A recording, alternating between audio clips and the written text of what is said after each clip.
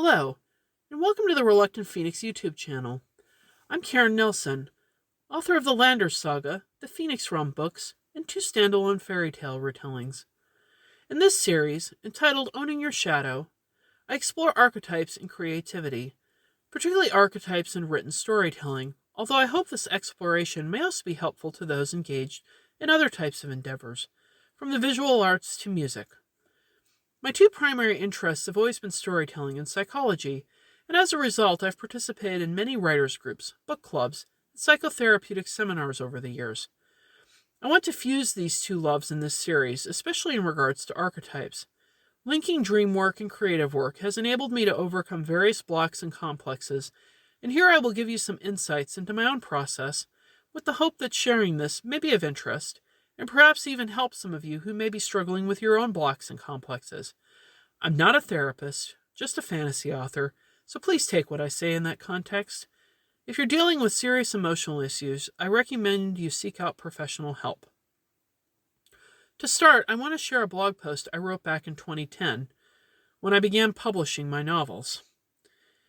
In writing classes and critique groups I've attended, questions that come up more often than you might think are, what is memoir? What is autobiography? What is creative nonfiction? How much can I as a writer bend the truth before I break it?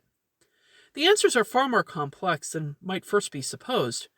Well before Oprah confronted James Frey about his memoir, A Million Little Pieces, writers I know have debated these questions. Even in a memoir where all the facts can be corroborated by outside sources, the slippery tricks of memory and the addition of dramatic tension can completely obliterate any objectivity. We don't remember facts so much as we remember emotions, particularly when it comes to our personal past. An established fact can be portrayed in so many different ways, dependent on variations in tone, word choice, and whose perspective frames it. Just ask any student of history after he or she has taken a course in historiography. In a sense, all writing is autobiographical. We can't ever fully escape our own perspective, even as writers of fantasy and science fiction. When I started writing about the House of Landers in my mid-teens, it seemed like a welcome escape from my reality.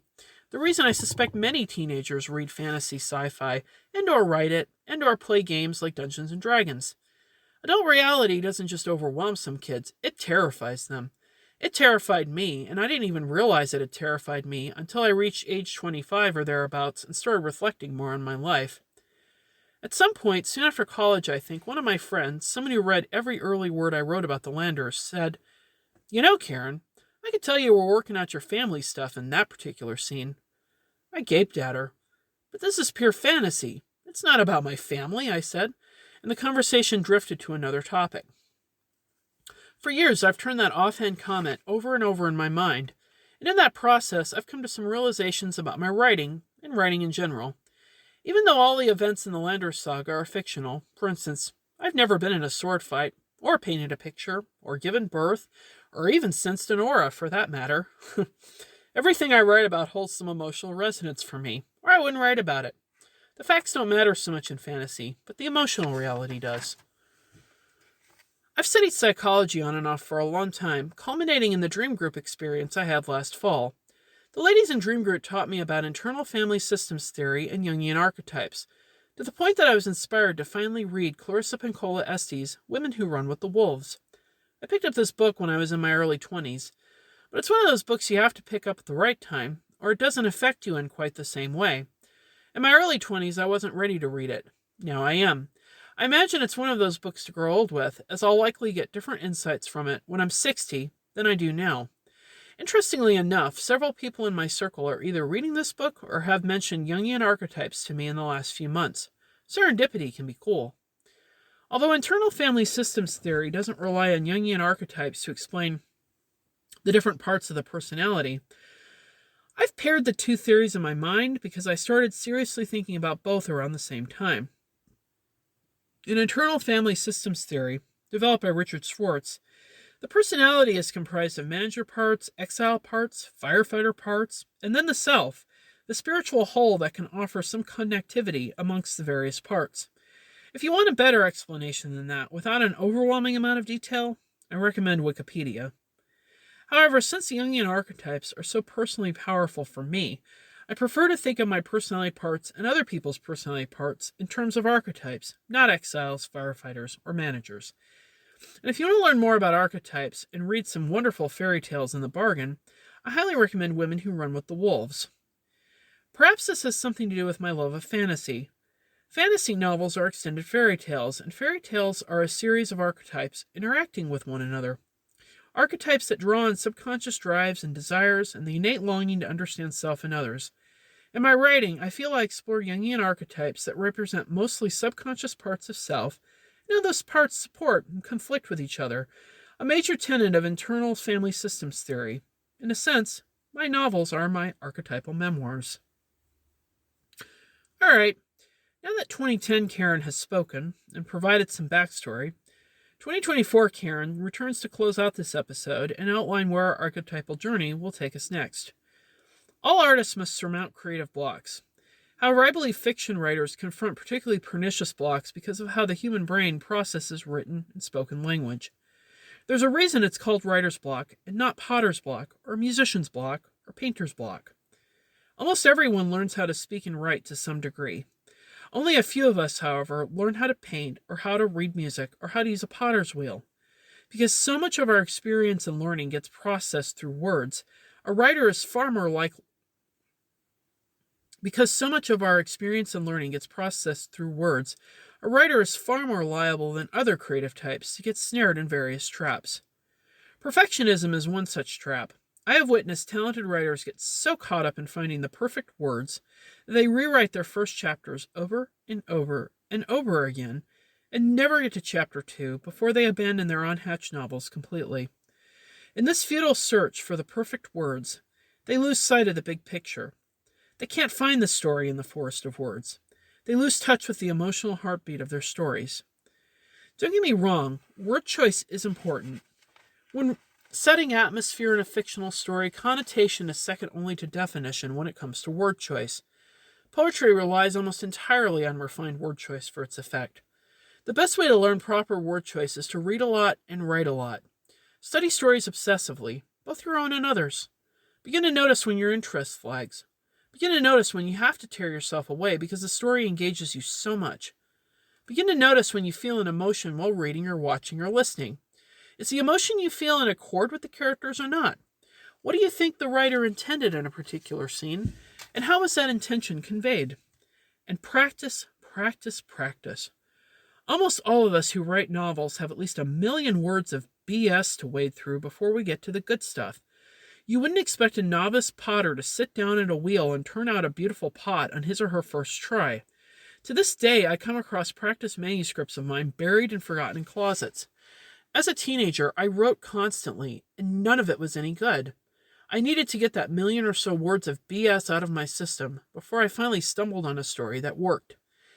All that practice refined my sense of which words worked and which didn't, depending on what I hoped to achieve in a particular scene in order to move the story forward. There are no right words or wrong words, no perfect words or imperfect words. Rather, there are the right words to strike as close as you can to the bullseye kernel of truth at the center of every great story. Before you start, swallow the bitter medicine that you will never succeed in hitting this bullseye. No one does. That's the human condition. All of us see through a glass darkly in our current state of existence.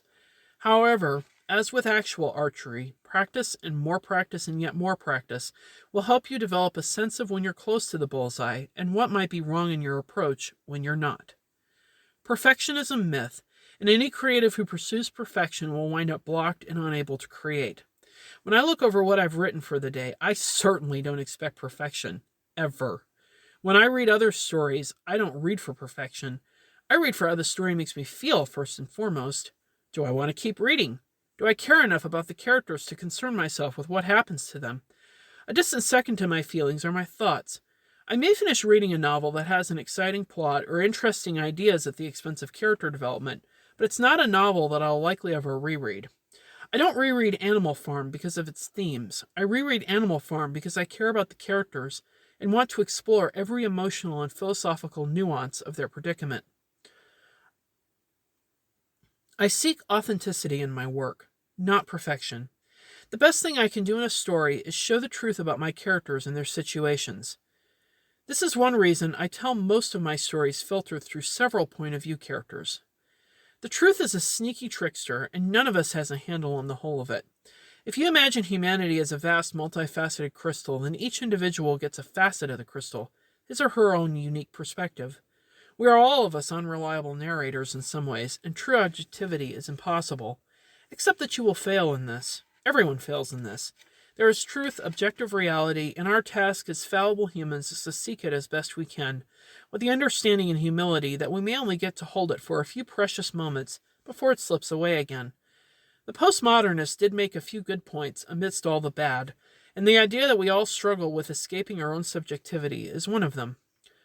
I remember first studying postmodernism in my college literature and history classes. Specifically, in historiography class, I and my fellow history majors examined all the different lenses through which we could view the past. The feminist lens, the Marxist lens, the postmodernist lens. All of the lenses irritated me, but I particularly loathed the postmodernist lens for its denial of objective truth in favor of infinite relativity. There is no solid bottom to the postmodernist quicksand, no place to ground ourselves. Certainly, objective truth is a cagey beast, difficult to catch and even more difficult to hold on to. But I far prefer the endless hunt to drowning in my own subjectivity. So this is where I offer you my lens for writing fiction, the archetypal lens. It's a flawed lens, to be sure. They all are. However, for some writers, myself amongst them, I believe the archetypal lens could be a useful tool to break through creative blocks. When we study fairy tales or dreams on the archetypal level, each character in the tale becomes a facet of an individual person's psyche. For instance, a woman reading Beauty and the Beast could see the beast as her own animus, the masculine part of her personality, in need of rescue and reform from her more developed feminine parts. When I dreamt of a 7-foot-tall serial killer shaking me, I viewed the serial killer as a part of my psyche desperately trying to rise into my conscious awareness, an internal insight I had avoided up until that point. This archetypal lens tends to provoke curiosity rather than denial for me. I don't know if it's like that for others, but if it is, you can use this curiosity to break through creative blocks. Archetypes live deep in our collective unconscious, our shared humanity, and stories that draw on these universal symbols retain a hold on our conscious minds because they enable us to tap into the forces that guide us and be more aware of who we are and why we're here.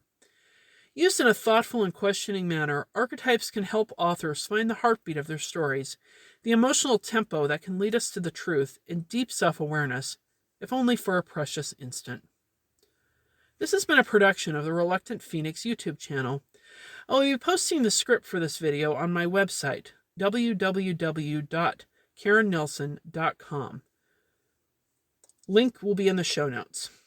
If you enjoyed this episode and want to hear more, I recommend you subscribe, as there will be several parts to this series. Also, if you haven't already, please check out earlier videos for a complete reading of my novella, Fledgling Witch. As always, thank you for listening.